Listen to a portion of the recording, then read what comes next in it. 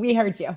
You guys did not want them all three individually. It's very important that I listen to them all at once. So I'm going to do that. I've only done Jenny's tale. I haven't done the other two yet. So let's do them all at one time. We'll take it from the top. We'll start over, we'll refresh. This is a community. That's what HeartSupport is about. It's about listening to each other. So thank you for sharing your thoughts with us. We listen, we hear you. Your voice matters to us. So let's take it from the top and do the whole tales of Jenny and Screech. I'm really excited because you guys said it's going to be freaking mind-blowing. So let's go.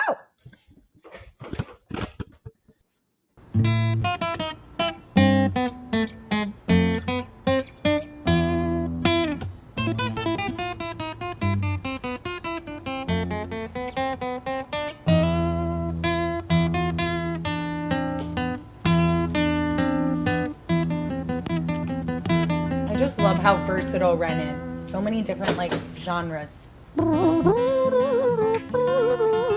cool.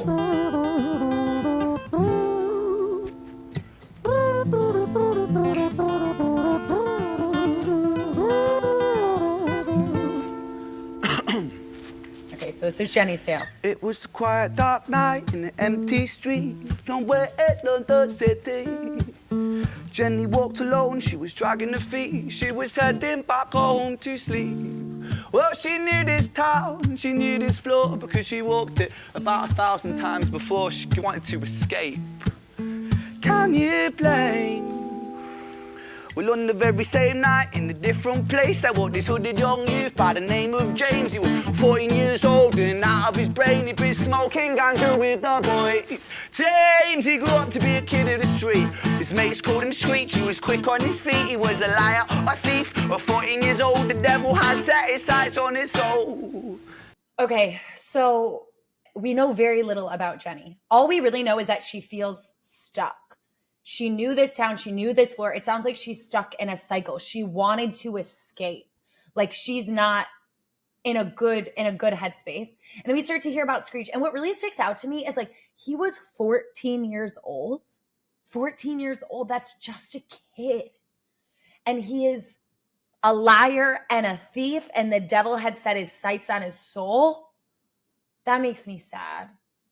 That makes me sad. As Jenny walked home all alone, she felt scared. Usually she was alright, but it was like there was something in the air. A divine intervention telling her to beware, maybe intuition bogging her and making her so scared.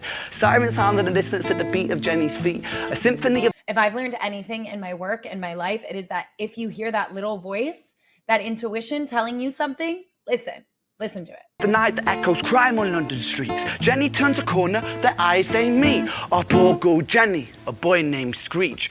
Give me all your money, bitch, give it to me. If you cooperate, then you'll soon be free. I want your purse, your phone, don't fucking look at me. I mean it, bitch, are you listening to me? Jenny freezes statue like a lady shakes stalactite. Feel like liquid nitrogen in the dark night. She tried to find strength to move, but stayed as still as a statue in high-heeled shoes. It's just so interesting. It's so interesting the way that Jenny, oh gosh, she's so brilliant. The dichotomy between when he is speaking about Jenny and who she is, it's quiet, it's slow, it's softer, right? And when he's speaking about Screech, it's rushing.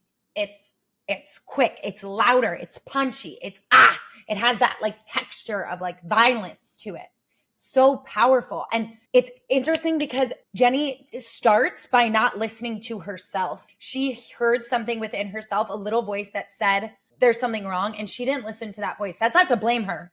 No, I'm sure that she was taught over and over again in her life not to listen to the voice inside of her, because many people are taught not to listen to that voice inside of them. But I just think it's interesting.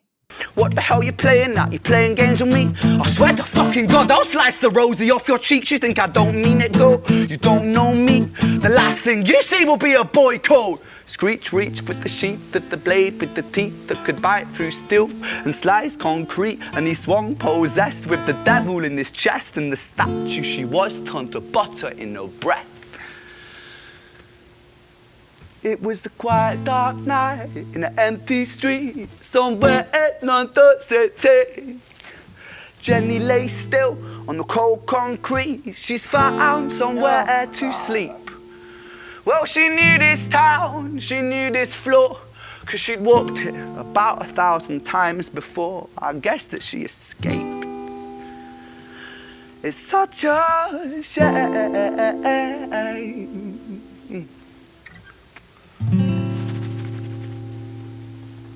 You guys,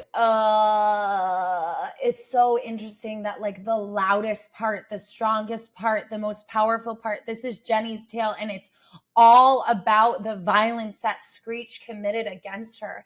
And it's all about her silence in her life. And, you know, it is not her fault that this happened to her. She is a victim of this crime. And it is so sad to me, all of the things that died within her left unsaid. There are so many things that we could talk about Screech, but this isn't his tale. His tale is next, and we will get there.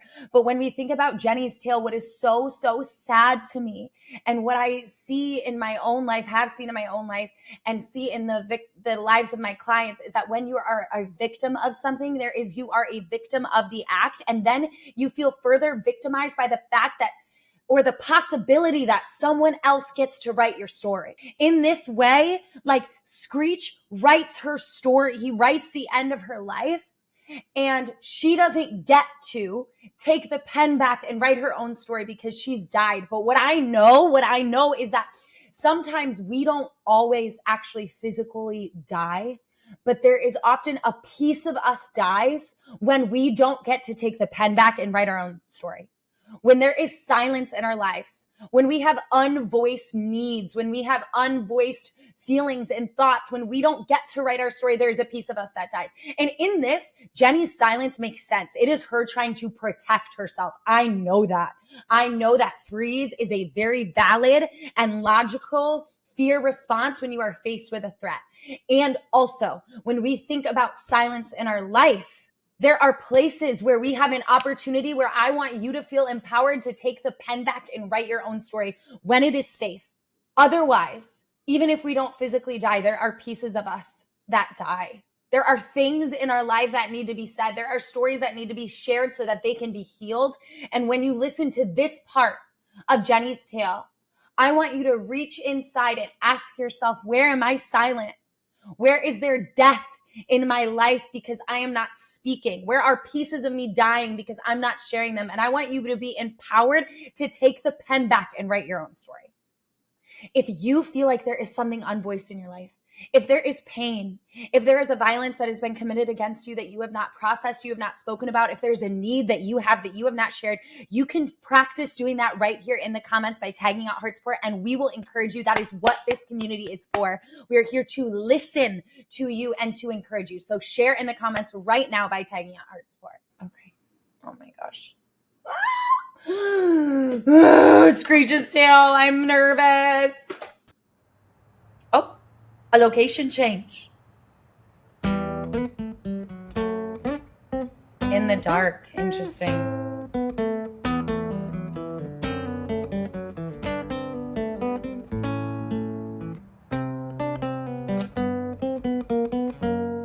I love Ren. I'm so glad you guys put me on this train.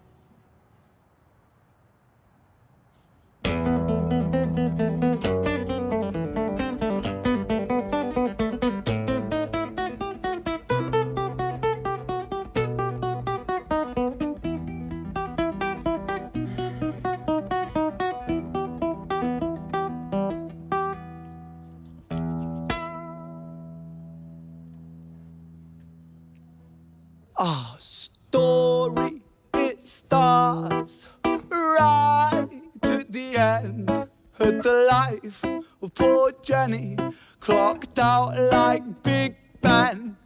Dear Screech, dear boy, where did he go? He melted into the black night just like snow.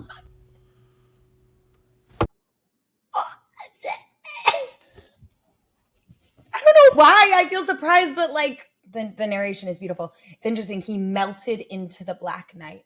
Like he became the darkness. The act of violence that he had just committed completely consumed him. Patrick, man. Let me in, please open the door. I think I fucked up Patrick, really fucked up, man. I'm not sure. I got crazy, left this lady lying still on the floor. I think I killed her, Patrick. Come on, man, I can't knock no more. But Screech. Wow, that was so brilliant. Like the spiraling of the camera angle is like the spiral that's going on in his mind of like, oh my gosh, I think I messed up.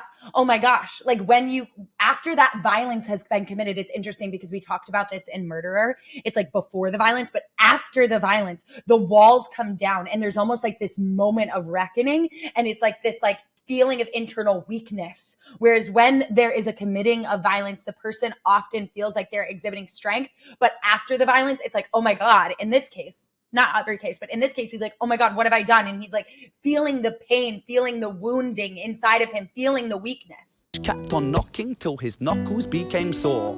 But there's no sign of Patrick down at number 54. Oh no. No refuge for our villain, for the bitter hands of fate. With something far more sinister in mind that does away. I don't like that.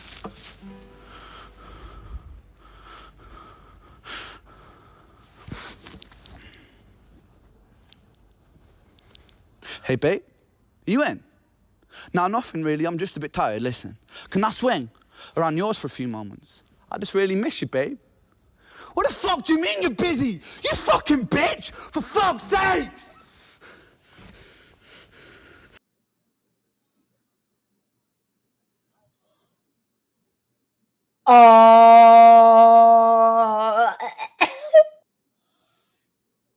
Okay, so that was Screech just calling his girlfriend.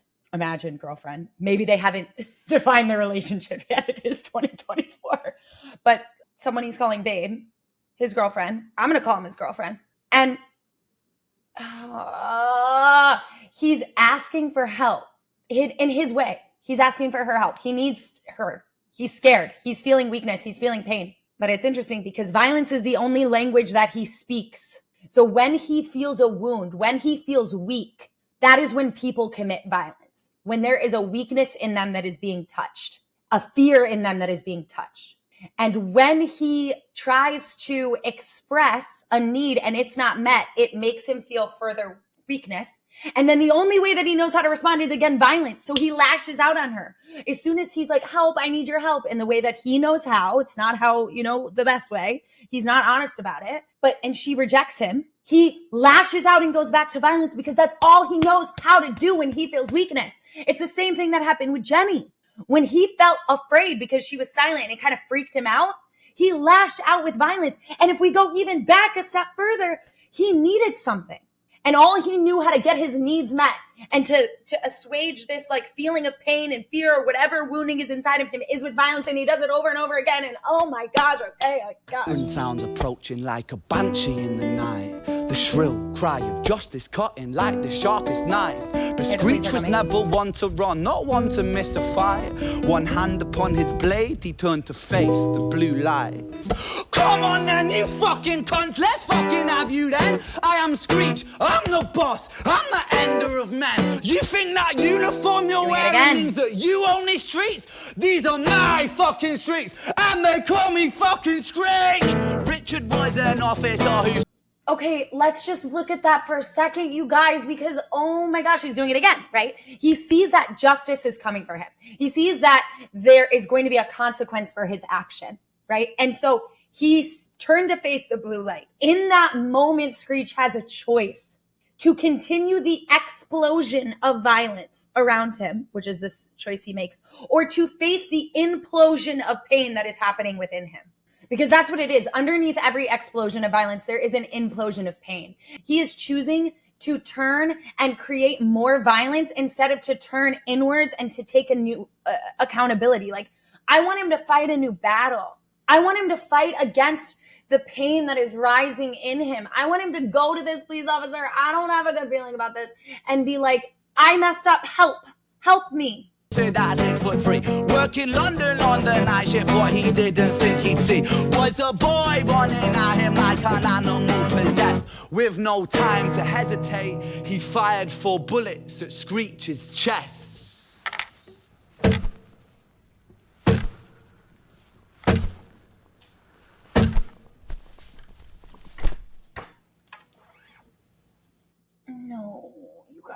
no.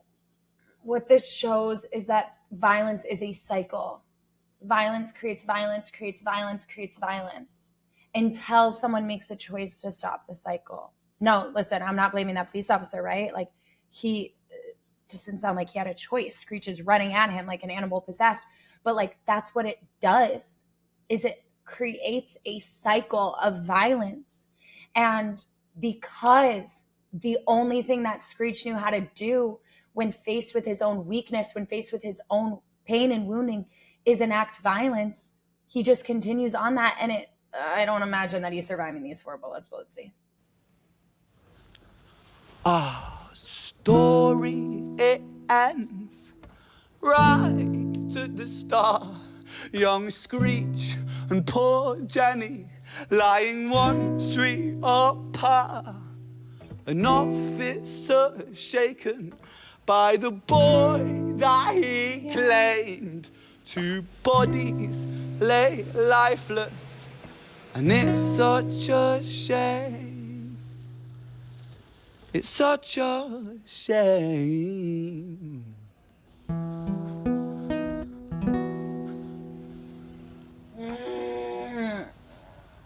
It is such a shame, because now that police officer has to deal with Screech's explosion of violence too. He has to reckon with the fact that he took a boy's life. And no matter how justified, that's still a pain that he's going to have to reckon with. And all we can hope is that he faces the pain inside instead of continuing to externalize.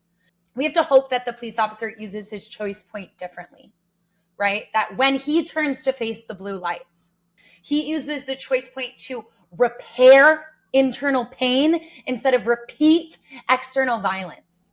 I want you to look around and see where you see debris in your life, where violence has created a casualties in others. Maybe it's the way that you speak to other people in a violent manner. Maybe it's the way that you physically harm people or you're aggressive to people. But violence transfers the problem, transfers the pain to someone else. And what I'm asking you to do when you listen to this song is hear it as a warning. And then to, instead of continue the cycle of repeating violence, use this song as an invitation to repair your pain. Let Screech empower you to repair instead of repeat.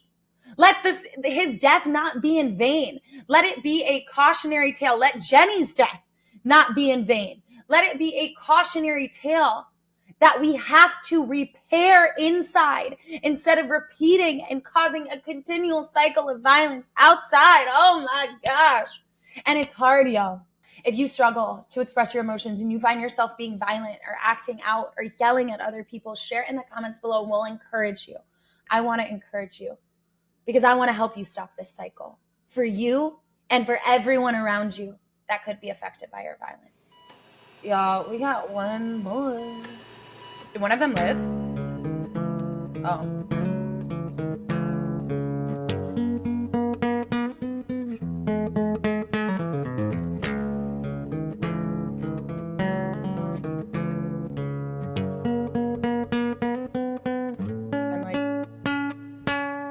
I don't feel like I should be hopeful, but maybe one of them survived.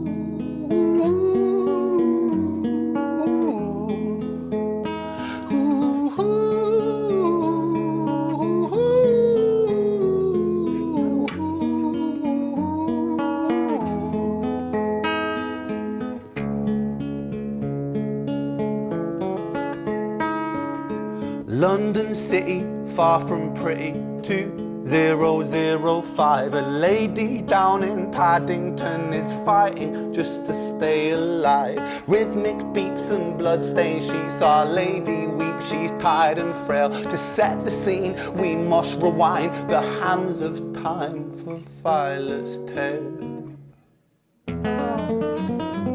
Okay, who's Violet?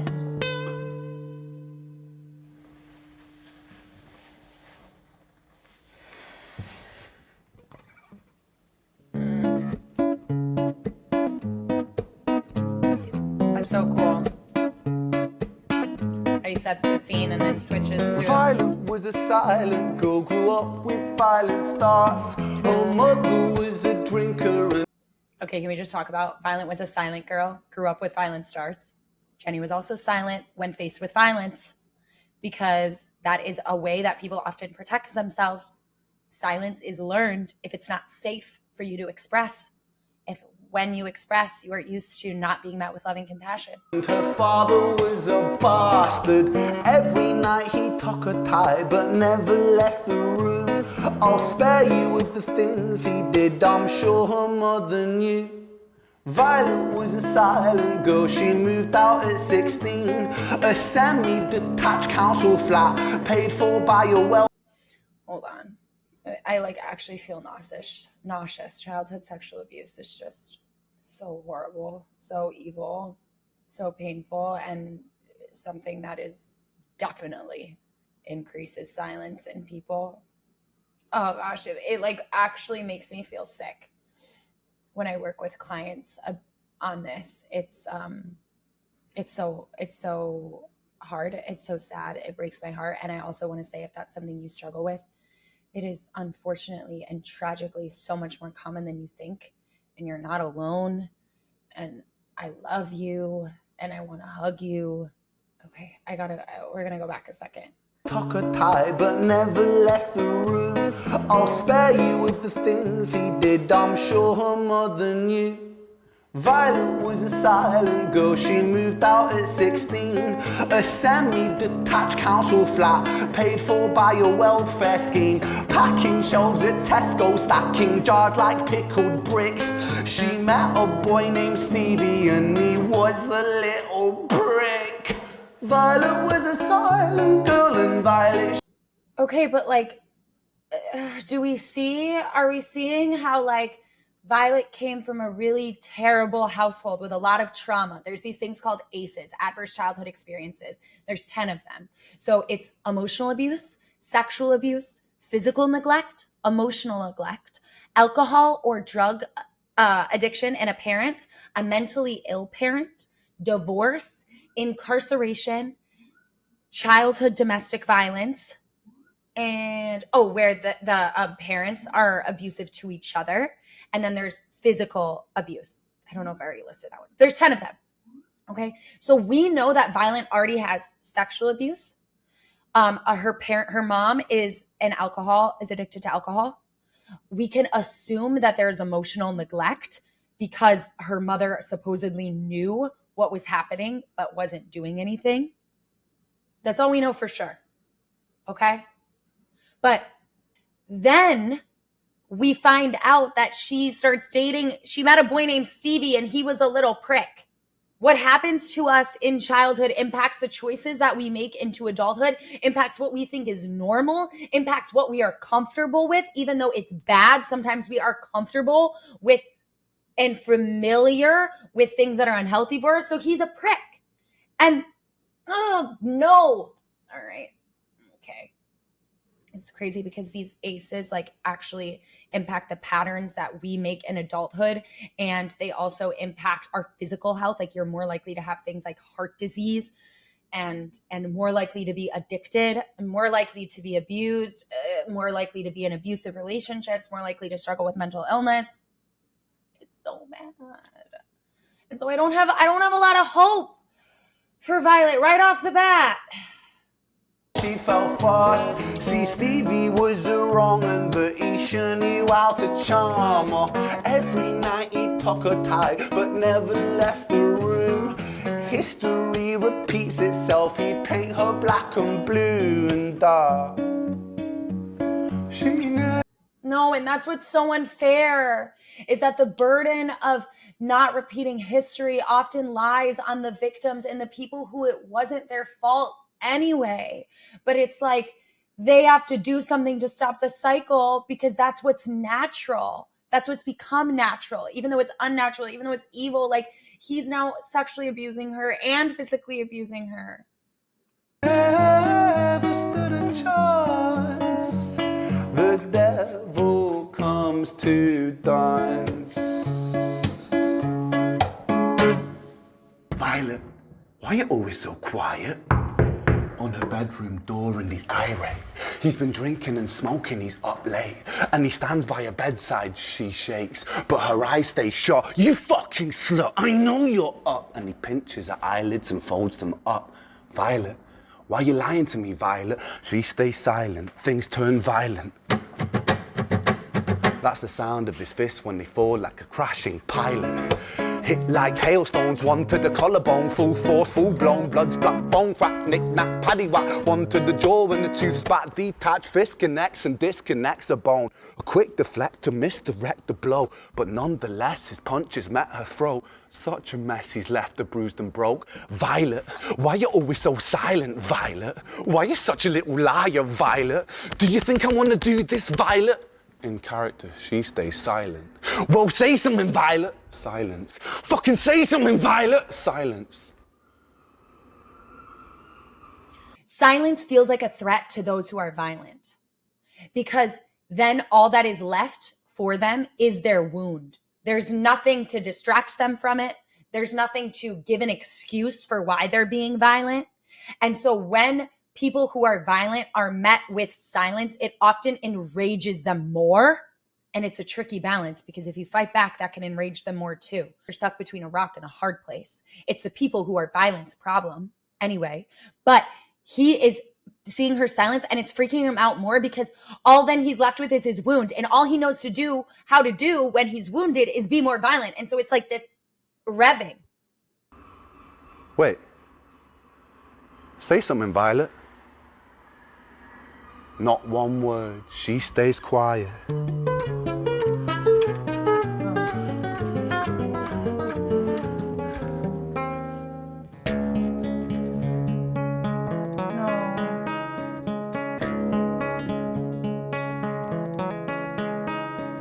London City, far from pretty, 2005. A lady down in Paddington is fighting just to stay alive. The doctor, in a state of shock, saw something here so very wrong. See, Violet, she was pregnant.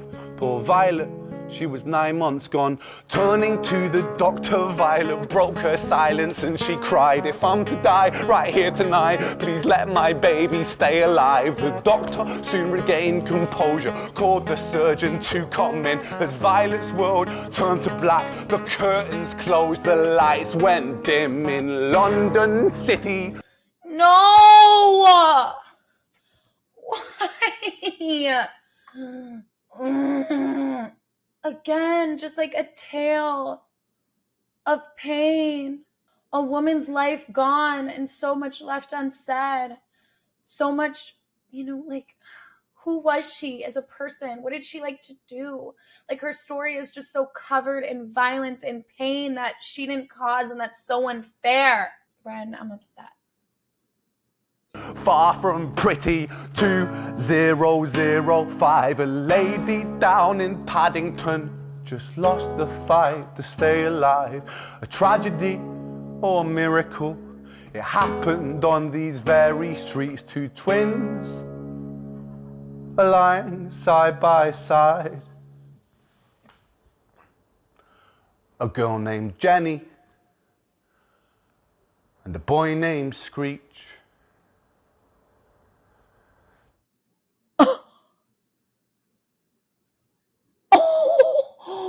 What? I feel like that meme where the girl's doing algebra. So, no. Violet is Jenny and Screech's mom, and that means Jenny and Screech were twins, and that means that Screech killed his sister and he didn't even know. And also that Screech comes from a long line of violence. and that Screech is a victim of all of this long line of violence too, and that they were both, well, they were either orphans or one of them grew up with Stevie, who's the worst. And if Screech grew up with Stevie and Stevie only knows how to be violent, so he only taught Screech how to be violent, and what in the Shakespearean tragedy? You guys. Okay, there's two things here. I mean, this just goes to show the cycle of violence. It's intergenerational.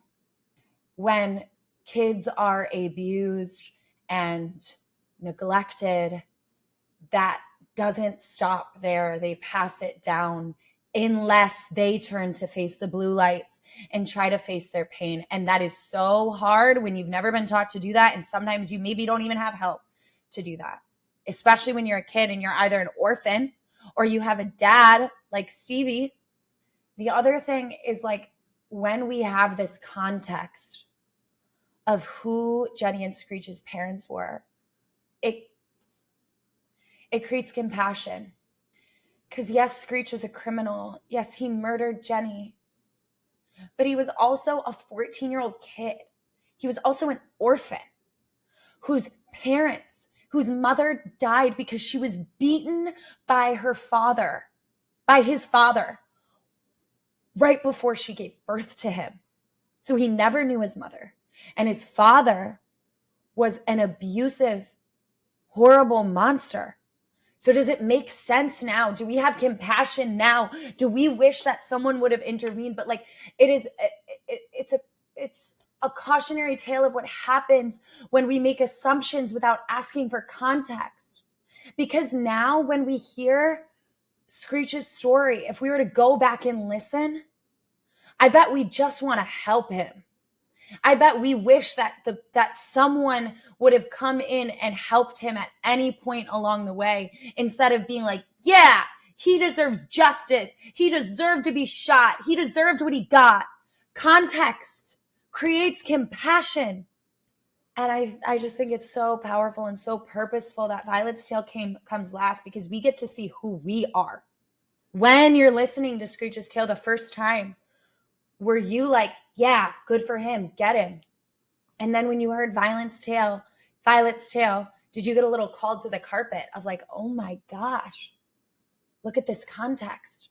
This changes everything. Because the truth is that if we don't have compassion, we likely don't have enough context. That is something I've learned in my work. That every single person that has sat in front of me, people who have done horrible things, when you have context, when you understand their story, it brings some compassion.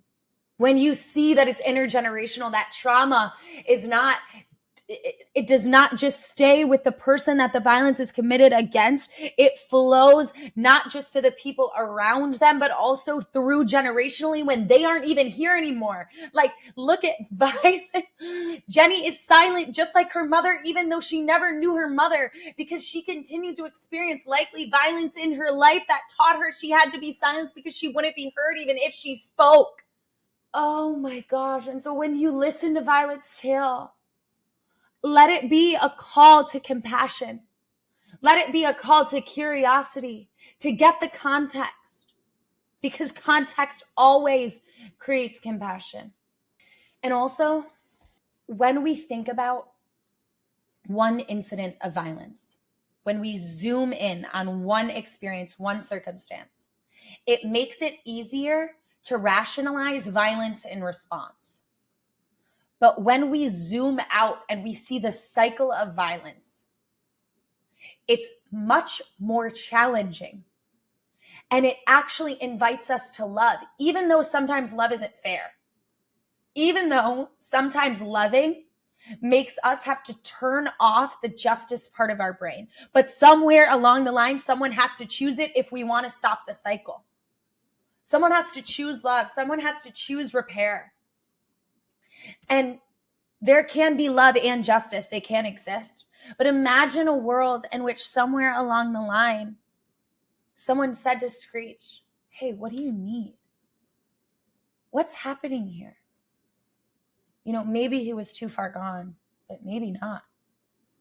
What if there was someone who What if Patrick opened the door and said, hey man, what's going on? Okay, let's get some help. What if his girlfriend was able to be with him that night and she said, let's get some help. And then she heard what he did. And instead of, being afraid or enraged, she said, oh no, that's terrifying. Something must have gone terribly wrong. Let's get you some help. Or the police officer was able to get there in a way that didn't scare Screech. And he said, let's get you some help. And sometimes it's not fair. Sometimes people have done things that when we zoom in on that circumstance, we feel like they don't deserve help. But it is my belief, it is HeartSupport's mission that no matter what you've done or no matter what's been done to you, you deserve love and help if you are willing to seek it and willing to try and willing to do the work. And so when you listen to this song, I want you to choose love. I want you to ask yourself for context. If you don't have compassion, you don't have enough context. So use this song as a reminder to choose love, even when it's not fair, because you really never know the generational story of someone's life. And if you did, their violence would probably make sense, because violence is just an expression of pain. If you want to be someone who chooses compassion and practices it, click the link below. These are my 5 songs that help you be a better supporter. It's exclusive content, so you can only get it by clicking the link below. And it's something that I'm really proud of, that I really believe can help you be a better supporter. I love you guys. Thanks for staying on this ride. Have a great day. We'll see you next time.